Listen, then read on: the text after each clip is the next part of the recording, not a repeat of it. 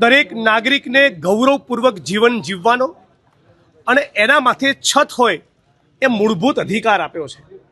આ બંધારણના અધિકારોનું હનન કરી રાજ્યની સરકાર અને પ્રશાસન દ્વારા મોટા બિલ્ડરો, પૂંજીપતિઓ, ઉદ્યોગપતિઓ અને ભારતીય જનતા પાર્ટીના આગેવાન નેતાઓના ગેરકાયદેસર બાંધકામો નહીં તોડવા અને જે ગરીબ માણસે પોતાના જીવનની કાળી મજૂરીની પાઈ જોડીને કાચું પાકું છાપરું બનાવ્યું હોય, નાનું મોટું મકાન બનાવ્યું હોય, એને તોડી પાડવું।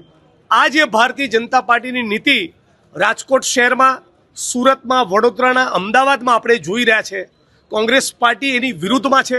અમે માગણી કરીએ છીએ રાજકોટ શહેરના જે પણ વિસ્તારમાં પ્રશાસન દ્વારા નોટિસો આપવામાં આવી છે એ તમામ નોટિસો પરત લેવામાં આવે અને કોઈ કારણસર બીજો વિકલ્પ ન હોય ને કોઈ પણ ગરીબ માણસનું ઘર તોડવું પડે એમ હોય તો પહેલાં એ સન્માનપૂર્વક ત્યાં વસી શકે એવી વૈકલ્પિક વ્યવસ્થા કરવામાં આવે।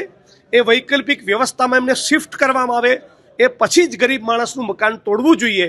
ઉપર આબ અને નીચે ધરતી આવી પરિસ્થિતિમાં રાજકોટના નાગરિકોને લાવી દેવા, એના માટે રાજકોટવાસીઓએ ભારતીય જનતા પાર્ટીને વોટ નથી આપ્યા।